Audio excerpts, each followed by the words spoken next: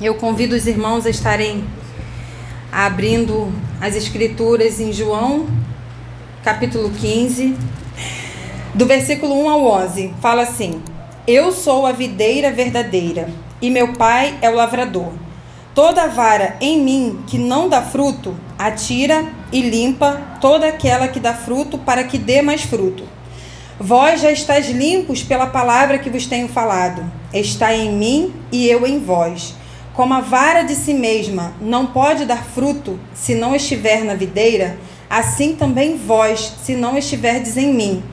Eu sou a videira, vós as varas. Quem está em mim e eu nele, esse dá muito fruto, porque sem mim nada podeis fazer. Se alguém não estiver em mim, será lançado fora como a vara, e secará. E os colhem e lançam no fogo e ardem.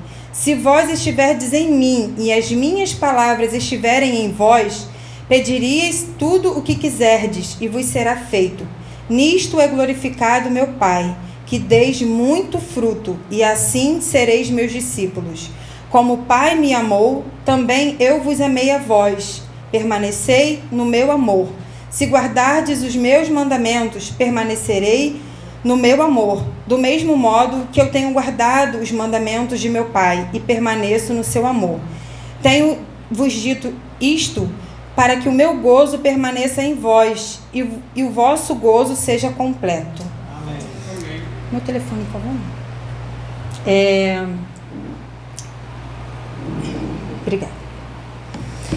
Eu li do 15, o capítulo 15, do 1 ao 11, porém eu vou me ater a 2 versículos, mas que no final vamos entender os demais. Uau, letra... ele começa falando: eu sou a videira verdadeira e meu pai é o lavrador. Interessante que esse eu sou, ele é a 7ª e última vez que o Senhor diz eu sou. Ele já disse, já te havia dito, né? Em outras passagens: eu sou o pão da vida, eu sou a luz do mundo, eu sou a porta, eu sou o bom pastor, eu sou a ressurreição e a vida, eu sou o caminho, a verdade e a vida. E agora ele vem falando que eu sou a videira verdadeira. Amém.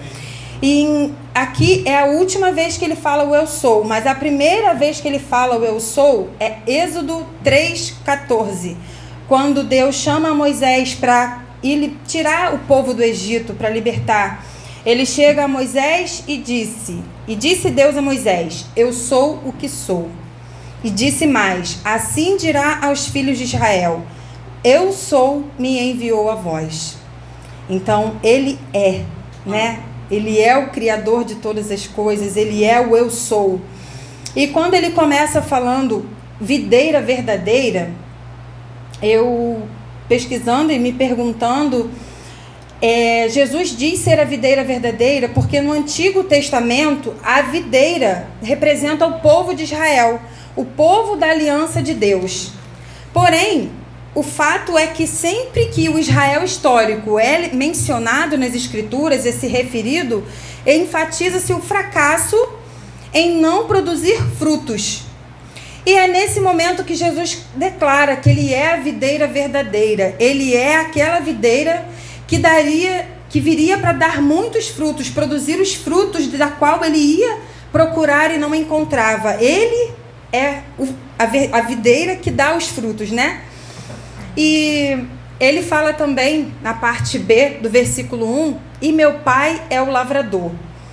O trabalho do agricultor, todo mundo sabe, né? Mas acredito que pelo menos um pouco, é cuidar da videira a fim de que os seus ramos produzam muitos frutos, né? O propósito de uma videira não é produzir madeira nobre, não é produzir lenha, não é produzir sombra. O único propósito da videira é produzir frutos. E em Isaías, capítulo 5, versículo 1, vamos ler a canção da vinha, assim como está escrito, né, no título. Cantarei para o meu amigo o seu cântico. Perdão, deixa eu botar numa versão melhor aqui. Agora eu vou cantar para o meu amado uma canção que fala da sua vinha. O meu amado teve uma vinha num morro de terra muito boa. Ele afofou a terra, arrancou todas as pedras e plantou na sua vinha as melhores uvas. No meio da vinha, ele construiu uma torre para o vigia e cavou um tanque para espremer as uvas e fazer vinho. Ele esperava que a vinha desse uvas doces, mas acabou colhendo uvas bravas, amargas. Agora, homens de Jerusalém e de Judá, eu pergunto, sejam os juízes neste caso. Faltou alguma coisa à minha vinha? Houve alguma coisa que deixei de fazer por ela? Porque foi que a minha vinha produziu uvas amargas em vez de doces. Vejam o que eu vou fazer. Vou derrubar o muro que cerca a vinha e ela passará a ser pasto para o gado. Então, a gente vê que nessa passagem de Isaías, nos mostra Deus sendo ali o agricultor cuidando da sua vinha. Assim como nós, né? Nós somos a vinha, vamos colocar para aplicar no texto, nós somos a vinha do Senhor. E Deus não tem nos deixado faltar nada. Amém. Tem sempre nos dado as bênçãos, a provisão, tudo aquilo que necessitamos e nem necessitamos. Mas o X da questão está, como temos retribuído, não em dar algo ao Senhor, mas em buscá-lo, em nos comprometer, em nos lançar aos pés do Senhor, em buscar mais da face do Senhor. E a gente vê tantas bênçãos, vê tanto o cuidado de Deus, o amor de Deus em nossas vidas e tem sido, será que indiferente? Tudo isso que Ele tem feito por nós, assim como acabamos de ler em Isaías. E o propósito de Jesus aqui é mostrar que o Pai, Ele está trabalhando na vida dos seus discípulos, dos filhos, a fim de que produzam muitos frutos. Os discípulos são os ramos, e a finalidade dos ramos é que permaneçam ligados à videira, a Cristo, para darem frutos, como está no versículo 4. Está em mim e eu em vós, como a vara de si mesma não pode dar fruto se não estiver na videira, assim também vós, se não estiverdes em mim. E que frutos são esses? Nós aqui estamos falando, representando a vinha, a uva, os cachos de uva. Mas que frutos são esses para aplicar nas nossas vidas? E eu diria que são frutos de arrependimento, de um coração contrito, um coração quebrantado, de confissão, um fruto de perdão, de amor ao próximo, da obra, porque, como o nosso pastor fala, aquele que não se envolve, não se desenvolve. Tudo isso, irmãos, com origem na fé, em harmonia com a palavra de Deus e feito para a glória de Deus. E a evangelização, porque nós precisamos usar as oportunidades que nós temos do nosso cotidiano, do nosso dia a dia, para pregar o evangelho. Porque eu me pergunto, quando nós, caiu a ficha em nós, né? E reconhecemos a maldade do nosso coração, o pecado que habitava em nós, que nos afastava da presença de Deus, e vimos o cuidado de Deus em nos dar o seu único filho, derramando da sua graça, nos dando esse presente. E eu me pergunto, o que nós podemos fazer para que essa graça vá avante, né? Então, mesmo Deus sendo soberano, Deus excelso, maravilhoso, Ele não sendo um Deus que necessita de ninguém, porque Ele é, nós que necessitamos dEle, né? E Ele sendo esse Deus soberano, Ele nos ama. Ele quer ter intimidade conosco, Ele quer que venhamos a ter um relacionamento com Ele. Mas é nesse momento que nós precisamos entender que Ele querendo ter um relacionamento conosco, nós precisamos nascer de novo. E eu digo todos os dias nascer de novo, né? Porque em João 12, versículo 23, ele vai dizer assim: Jesus respondeu que havia chegado a hora dele voltar à sua glória no céu, e que eu devo morrer como o grão de trigo que cai dentro da terra. Se eu não morrer, ficarei sozinho, uma semente isolada. Porém, a minha morte produzirá muitos novos grãos de trigo, uma abundante safra de novas vidas. Então, eu tiro isso como lição, que se nós não fizermos como esse grão de trigo, não morrermos para esse mundo, não morrermos para a nossa vontade, não morrermos para aquilo que nós temos dia após dia cultivado dentro do nosso coração, que não é da vontade de Deus, além da palavra de Deus, não morremos para esse mundo. E isso é necessário para que o caráter de Cristo venha a ser formado em nós. Não há como o caráter de Cristo ser formado em nós se nós continuarmos alimentando o nosso eu, o nosso ego, as nossas vontades, aquilo que queremos fazer, em não permitir que Deus venha verdadeiramente fazer a vontade dele, a obra dele em nossas vidas. E assim como Paulo também falou em Gálatas 4,19, meus filhinhos, por quem de novo sinto as dores de parto, até que Cristo seja formado em vós. Nesse contexto, Paulo estava falando com os judeus e gentios ali, e eles estavam tendo um atrito, né? Por conta da lei de guardar sábado, de guardar o tempo e as estações ali.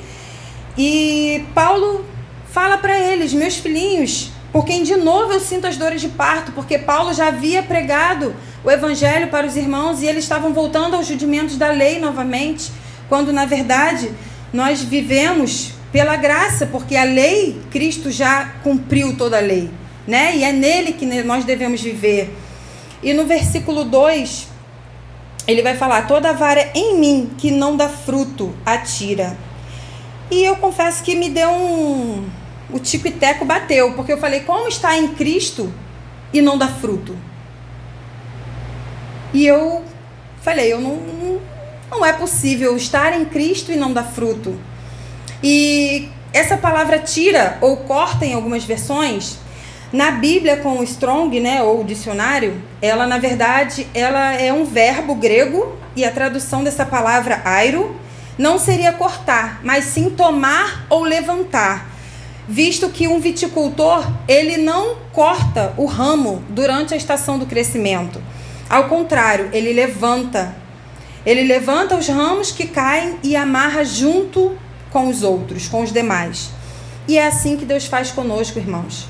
Quando nós caímos, Deus não nos lança fora, nem nos abandona, mas Ele nos disciplina, como o viticultor faz, né? O viticultor tem que pegar o galho, o ramo que está no chão, está arrastado, levantar ele e amarrar junto com os outros.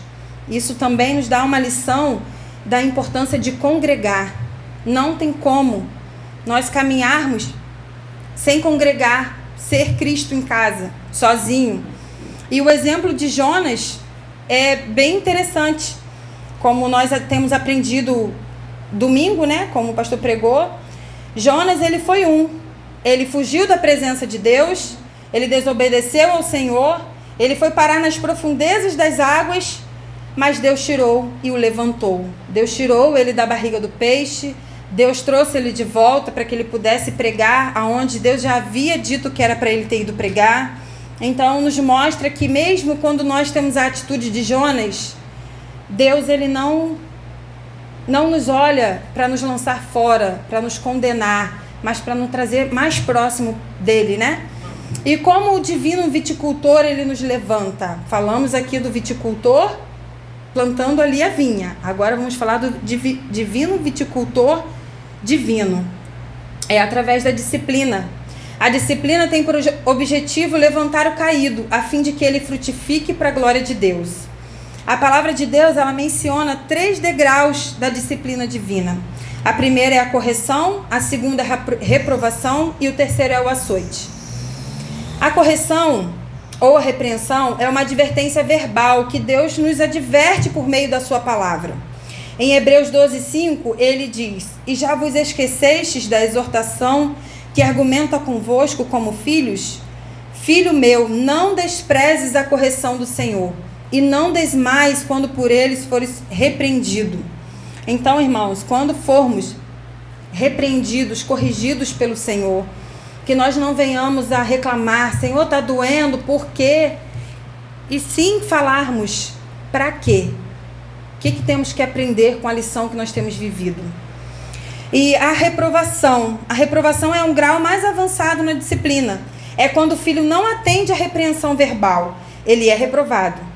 E o açoite é quando o filho não atende à advertência e nem se corrige, após ser reprovado. E o próximo passo é o açoite, é o chicote.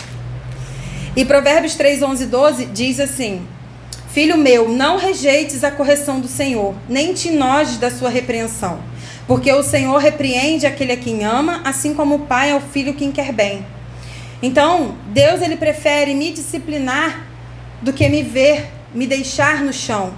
Ele prefere me disciplinar para que eu volte a buscar a presença dele, para que eu volte de volta para os caminhos dele. Deus ele não descarta, como eu já falei, os filhos, e nem aqueles que tropeçam e caem. Eles também não lança fora. Embora a disciplina seja um ato doloroso, ela também é um ato e sobretudo de amor, né? Que Deus nos faz assim como nós fazemos com os nossos filhos. Nós corrigimos os nossos filhos porque amamos e queremos que eles, né, se consertem na vida. E o método de Deus para tirar o caído da esterilidade, as escrituras dizem que Deus toma a iniciativa de corrigir seus filhos que se desviam, assim como o viticultor toma as medidas necessárias para corrigir um galho desviado.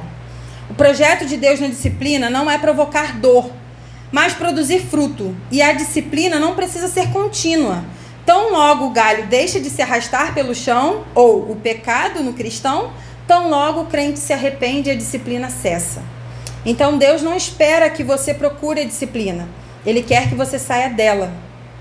E é assim que Deus faz com o galho, ou o ramo estéril, para produzir fruto, disciplinando, para que o galho deixe de se arrastar e assim troque aquele cesto vazio, mais ou menos cheio, aquele pouquinho, por cachos suculentos.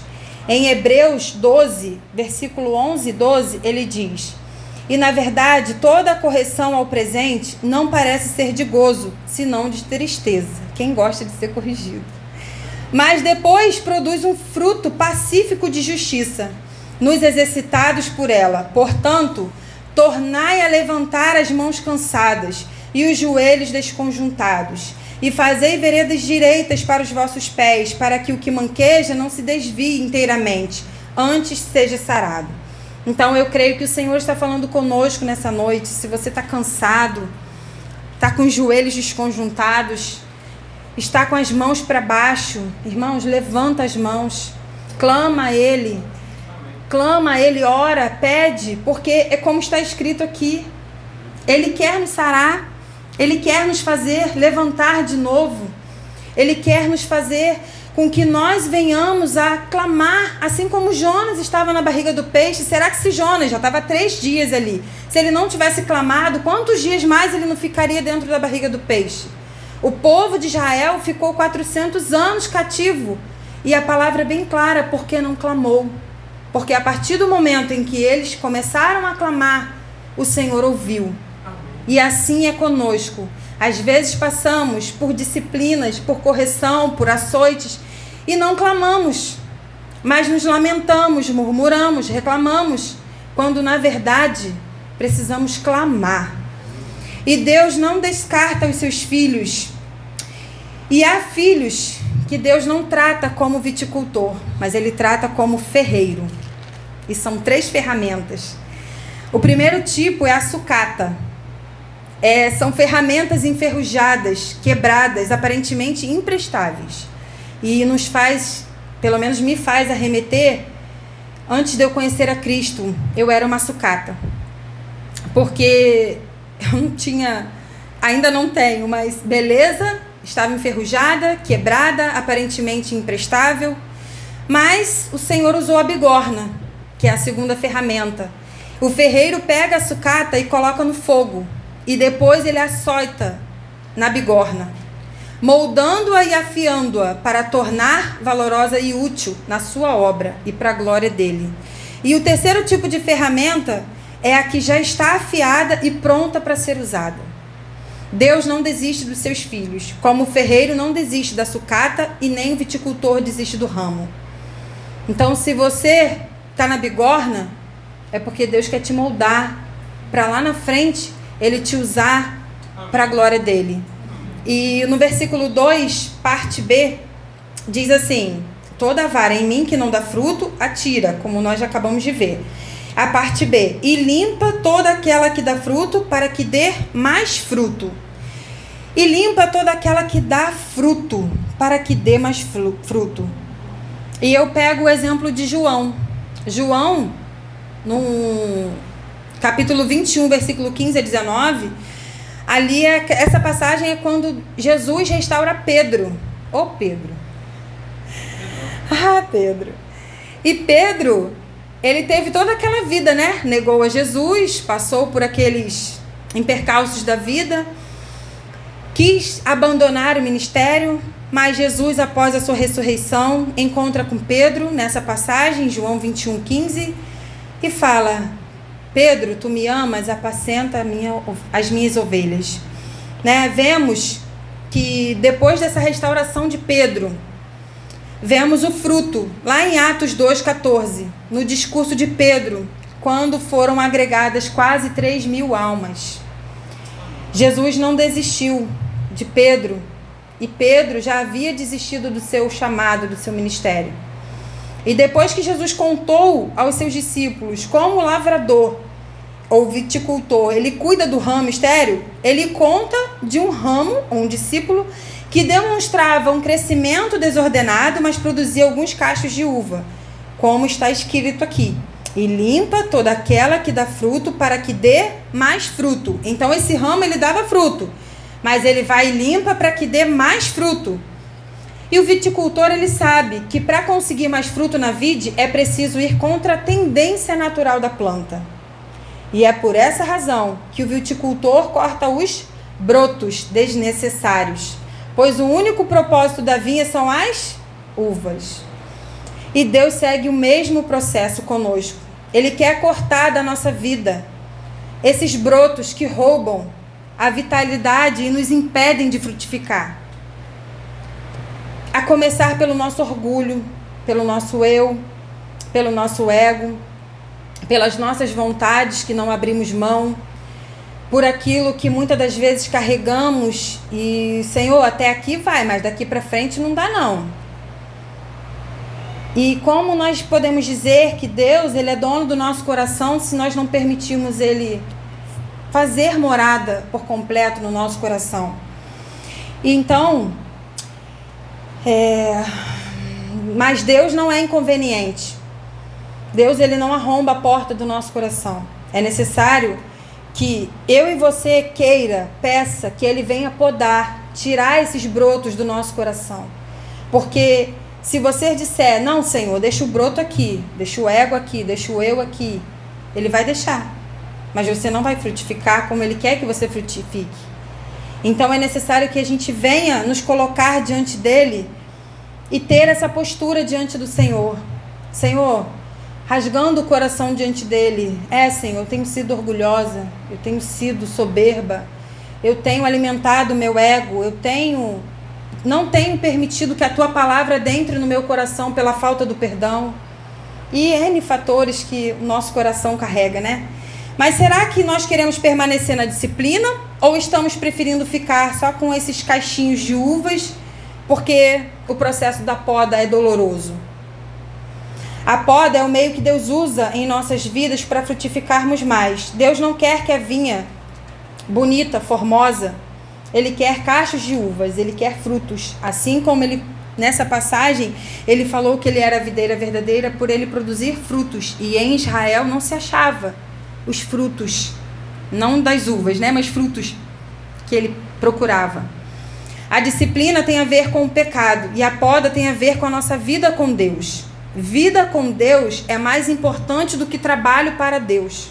Nós precisamos entender que não é porque muitas das vezes estamos como o ministério infantil, no evangelismo, ou ministério de louvor, ou visitação, que o Senhor está se agradando de nós. Mas ele se agrada de nós quando estamos no nosso secreto, estamos buscando em espírito e em verdade, nos derramando, dizendo para ele verdadeiramente quem nós somos e quem nós queremos ser nele. E ele busca esse coração nessa noite, um coração contrito, quebrantado, arrependido, um coração que quer colocar diante dele realmente tudo aquilo que nós temos carregado até aqui. E eu pergunto para você, como está a sua vida com Deus? Eu não digo que você vem aos cultos às quintas, os domingos, e participa de tantas outras coisas, porque me treme a carne em pensar em Mateus 5:20, porque está escrito assim: porque vos digo que se a vossa justiça não exceder a dos escribas e fariseus, de modo nenhum entrareis no reino dos céus. Os escribas e fariseus, eles eram doutores da lei, sabiam da Bíblia de cor, eles jejuavam, eles oravam, eles visitavam as viúvas, eles ofertavam. E o que o Senhor está falando para nós nessa noite? Que se nós não excedermos, como os escribas e fariseus, de ter intimidade com Ele, não é por fazer, mas de ter intimidade, de passar tempo com Ele, de modo nenhum entrareis no reino dos céus. E Tiago 2,19, eu estava até conversando com as minhas filhas a respeito disso, que Tiago 2,19 diz assim: tu crês que há um só Deus? Fazes bem. Também os demônios o creem e estremecem. Às vezes nós falamos que crê em Deus, lemos a palavra, dizemos que cremos, os demônios também creem e estremecem. A única diferença que eu vejo, eles creem e estremecem, sabem da palavra, mas eles não obedecem. E nós? Cremos, sabemos da palavra, mas será que nós temos obedecido aquilo que o Senhor tem nos ensinado, culto após culto? Tem falado aos nossos corações, tem dito o que é para nós abandonarmos da nossa vida? E a oração? Você tem orado? Não digo oração, irmãos. Senhor, obrigado por esse dia, obrigado por esse alimento, obrigado por essa noite, amém. Mas eu digo de uma oração que você rasga o seu coração na presença dEle, onde você se derrama na presença dEle, onde você chora, onde você passa tempo com Ele e fala: Senhor, sonda no mais íntimo e no mais profundo, porque aquilo que achamos aos nossos olhos que tem, a palavra de Deus nos diz que o nosso coração do homem é enganoso. Nós não sabemos o que tem no nosso coração. E a disciplina, ela é para nos corrigir e nos levar de volta para o caminho. Na disciplina, o que precisa ser tirado é o pecado. Na poda, o que precisa ser tirado é o eu. A disciplina termina quando nós nos arrependemos do pecado. A poda só terminará quando Deus concluir a sua obra em nós. E eu creio que será somente na glória que Ele irá concluir a obra em nós. A dor da poda, ela vem agora, mas o fruto virá depois, e para a glória de Deus. E na parte C do versículo 2, para que dê mais fruto. O segredo de darmos mais fruto é permanecer em Cristo. Como está escrito: está em mim e eu em vós, como a vara de si mesma não pode dar fruto se não estiver na videira, assim também vós, se não estiverdes em mim. Então o Senhor, nesse versículos aqui que nós lemos do 1 ao 11, aparece o verbo permanecer 10 vezes. E esse é o ensinamento central de Jesus para nós nessa noite. Nós permanecermos em Cristo, independentemente da circunstância, independentemente da nossa vida financeira, da nossa saúde, daquilo que temos passado, que temos vivido, é permanecer no Senhor. Por quê? Porque em Lucas 21:28, a palavra vai dizer assim: ora, quando estas coisas começarem a acontecer, olhai para cima e levantai as vossas cabeças, porque a vossa redenção está próxima. Irmãos, o cenário brasileiro não é bom, mas o Senhor não manda nós olharmos para o cenário brasileiro. O Senhor manda nós olharmos para o céu, de onde vem a nossa redenção, porque está perto o Senhor de voltar.